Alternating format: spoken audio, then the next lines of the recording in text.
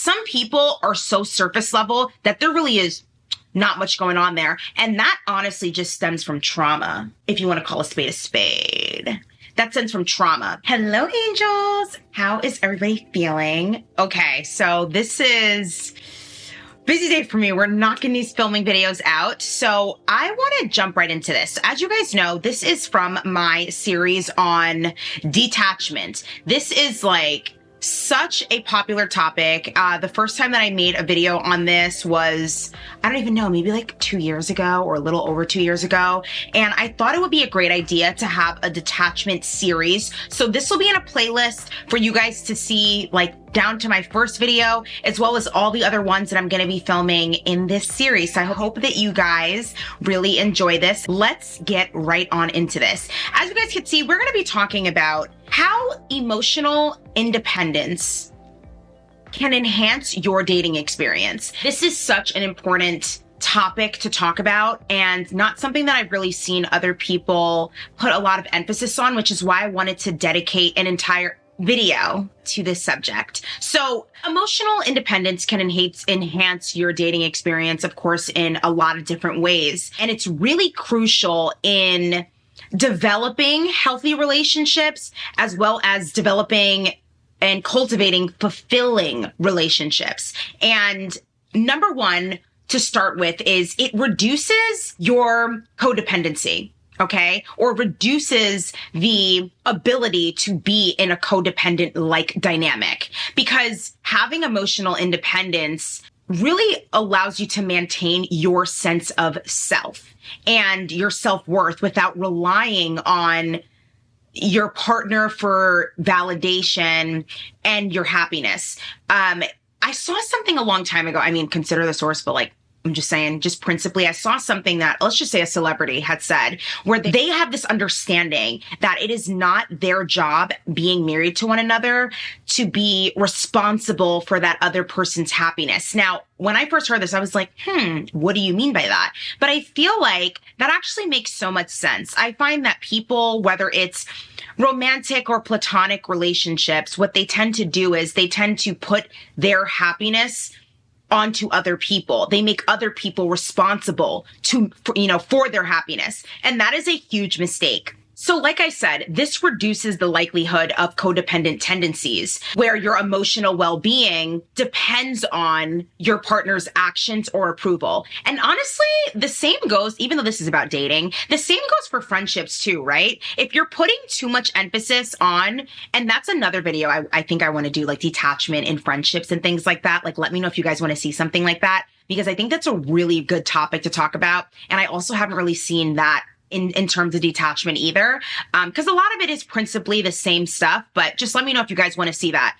So yeah, whenever you're putting so much emphasis and you're putting all, I guess like your everything into one person, and you're making them the sole, they are solely responsible for how your day goes. You're just sitting at home stirring, trying to figure out what they mean when they said this and that. It's so unhealthy.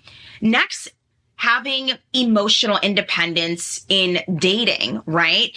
It can enhance you by allowing you to cultivate healthy boundaries. So having emotional independence helps you to establish and maintain healthy boundaries in your relationships. So this means that you are able to communicate your needs and your expectations clearly without feeling the need to compromise on your values, on your personal boundaries to please your partner.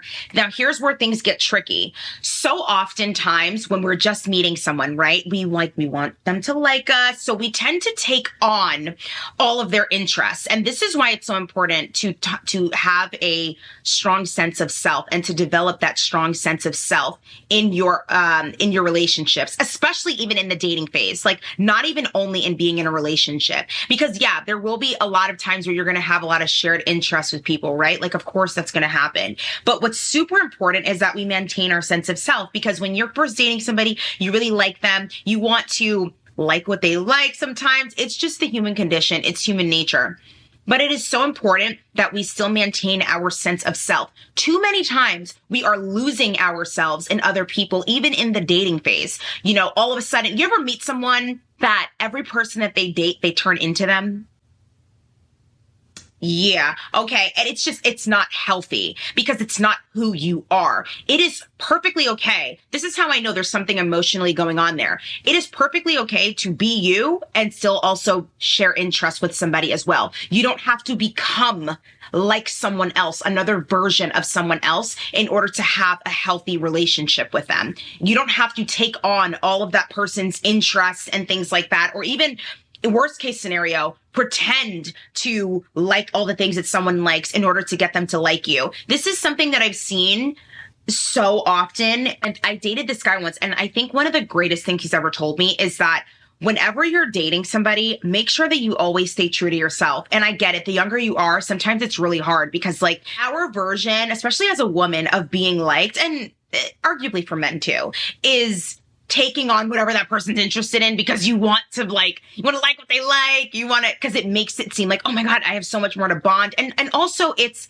a curiosity of wanting to be involved in the things that that person actually really enjoys. So I understand that. But the older that you become, you have the understanding that, hey, there will be some things that maybe someone has shared with you that you just discovered and you actually really like. And then there's other times where you may experiment with something like, okay, let's say your boyfriend or the guy that you're seeing is really into golfing and you're just like genuinely not. There's no reason for you to continue to pretend to be into it if it's just not something that you're interested in. And the biggest mistake that we tend to make is we tend to take on those interests and they are disguised as shared interests with the people that we're seeing. And then this person that has this interest is sitting there thinking, wow, like we have so much in common. Like this is something that I really, really like. And then when you get the guy finally, right, and you can like feel like you could just let your hair down and be yourself, then you have no interest in doing that. And it comes across as, I thought this was something that we really bonded over. What is going on here? That is the biggest issue. And that is something that I really want to emphasize with you guys as it pertains to why having that emotional independence, it enhances your dating experience because you need to continue to maintain your sense of self and not lose yourself in every single person that you encounter because you want to be liked so badly. And this actually leads me to my next point. Having emotional independence also leads to self-discovery, right? You're not afraid to try things on your own. Hey, you want to go try a cooking class? You're going to try a cooking class. If you want to, try swimming or something like that, you're going to try swimming. When you are emotionally independent, you have the freedom and the confidence to explore your own interests, your own hobbies, and personal growth without feeling pressure to conform to your partner's desires or expectations.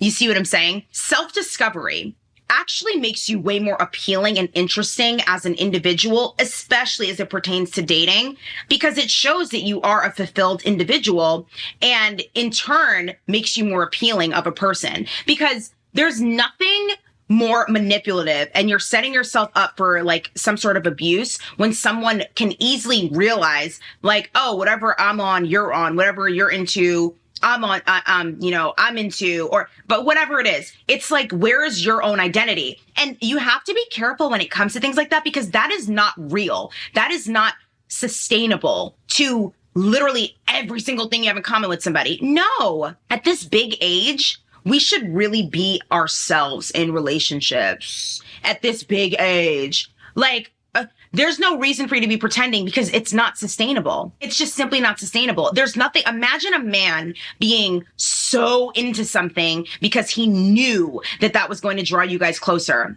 Come to find out, he could care less about it. Wouldn't you feel deceived by that?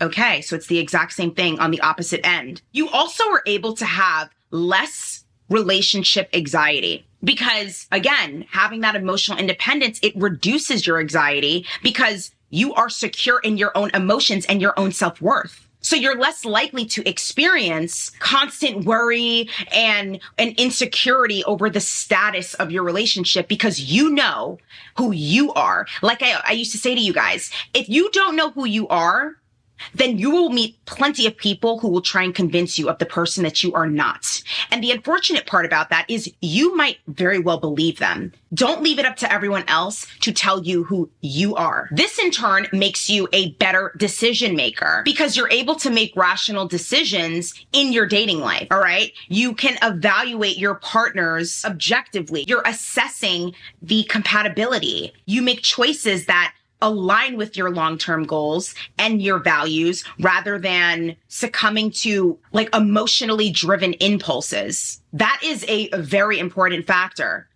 And then in turn, you're going to actually have a lot less drama and conflict because having emotional independence actually leads to more conflict resolution, right? What do I always say? Like, we don't need people having problems for every solution. We need solutions for problems because some people are extremely problematic, okay? And they're always having problems with everything. Like, there's nothing more annoying than like even knowing someone that has a problem with everything. I mean, the stuff that people can come up with is just like really fantastical. So because you're able to make more rational decisions in your dating life, so you are less likely to escalate disagreements into full-blown conflicts because you can manage your emotions and communicate them in a calm and assertive manner. Now, okay, this point right here, all right, you're less likely to escalate on disagreements and turn them into full-blown conflicts. Ain't nothing worse than that.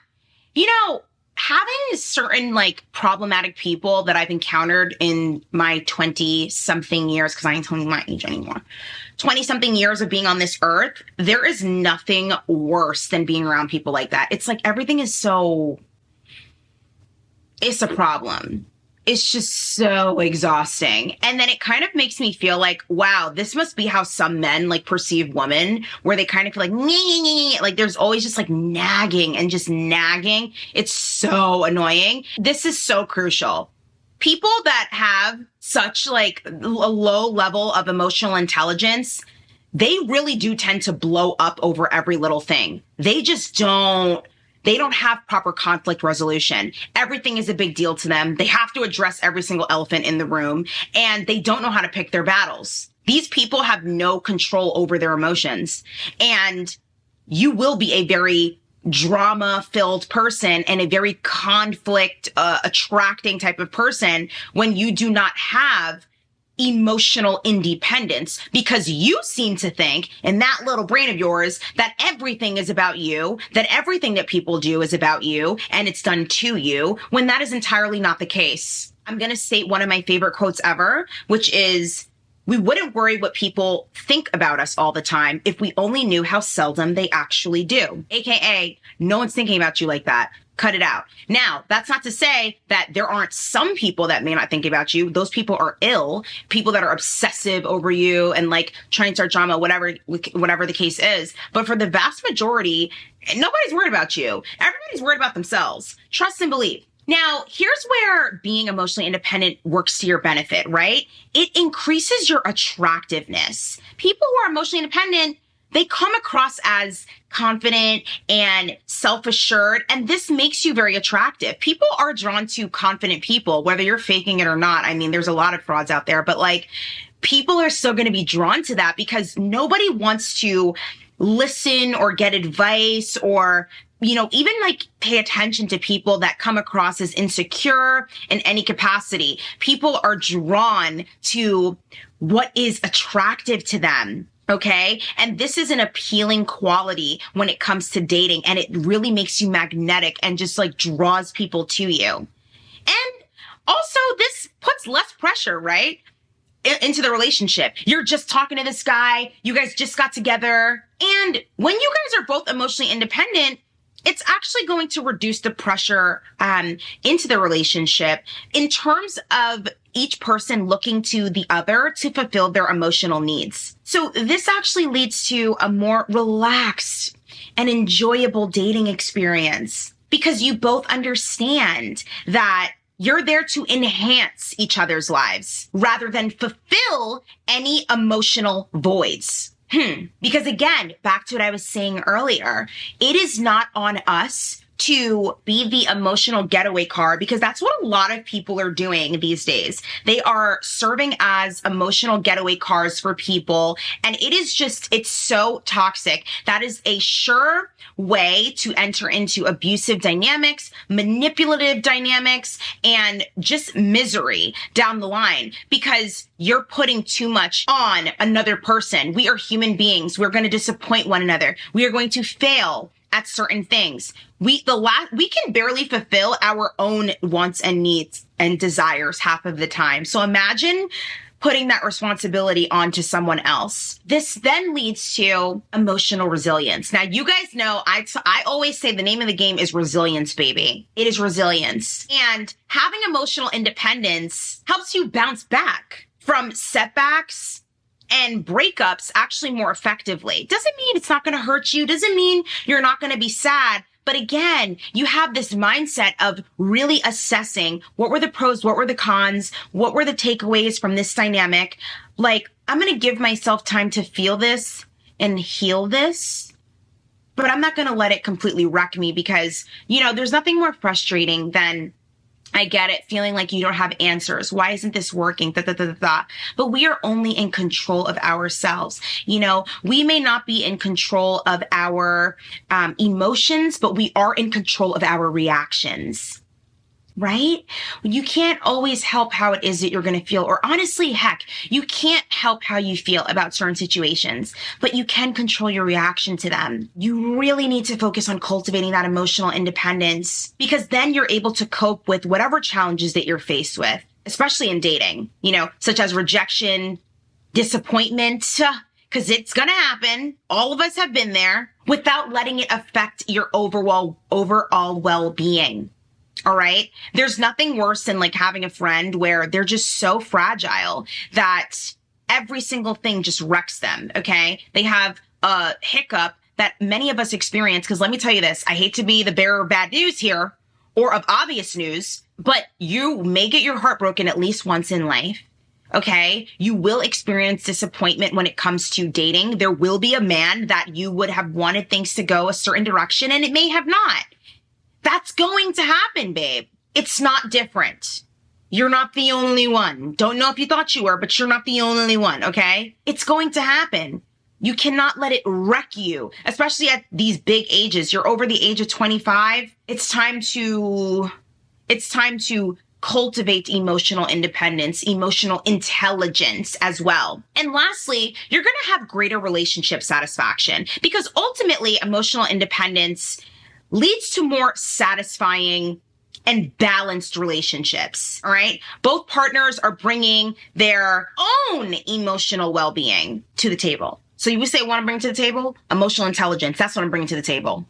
That's what I'm bringing to the table, all right? And this results in stronger and healthier and a more enduring connection. So yes, like I keep saying to you guys over and over again, because I'm going to drill it in your brains, having emotional independence can really enhance your dating experience, because it is like the epitome of striking balance in all of your relationships. All right. Being too emotionally independent to the point of emotional detachment. Okay. There's a balance between things, sometimes can hinder the development of deeper connections. Now, yes, this is about detachment, right? But when you are incapable of feeling things, that is a different conversation. That is not what detachment actually means. Some people are so surface level that there really is not much going on there. And that honestly just stems from trauma. If you want to call a spade, that stems from trauma. Healthy relationships thrive on a mix of independence, interdependence, where both partners are able to support one another while maintaining their individuality and well-being. There's nothing more fulfilling than a dynamic like that, where you are free to be whoever it is that you are, and you feel like you can be yourself, and you don't feel like, oh man, I have to like what this person likes, or they're not going to like me, or even put that pressure on yourself, because a lot of the times it's really us doing it to ourselves. Girlfriend, it is us doing it to ourselves, and it's so unnecessary, completely. And I want you guys to know, what I want you guys to take from this video is I need to always maintain my sense of self, that it is so important for me to be emotionally independent on my own so that I'm not allowing people to come, that people come and go. They do. That's the ebb and flow of life. That's also what makes life beautiful, right? You know, life is meant to be lived and take in the experiences that you have. I feel like life is often lived backwards, where it's like we literally live life backwards because hindsight is 20/20, and we're always, if you do life right, you're extracting the lessons and the things that you have experienced in life and reflecting on them, and then you're learning to become then a better person. Does that make sense what I'm saying? So I hope you guys enjoyed this video in the detachment series, and make sure that you guys check out the other ones down below. I have a playlist, like I said. Also, make sure that you're checking out my podcast. If you watch this video all the way to the end, I want you to leave me a purple heart because it matches my little jacket today, which I like really love. And like these earrings, guys, are so cute. These are like the Bottega Veneta dupes from Amazon. I'm obsessed. They come in so many different colors. With that being said, angels, thank you so much for watching. Do not forget that I love you and God loves you, and I'll speak to you, beautiful angels, in my next video. Mwah.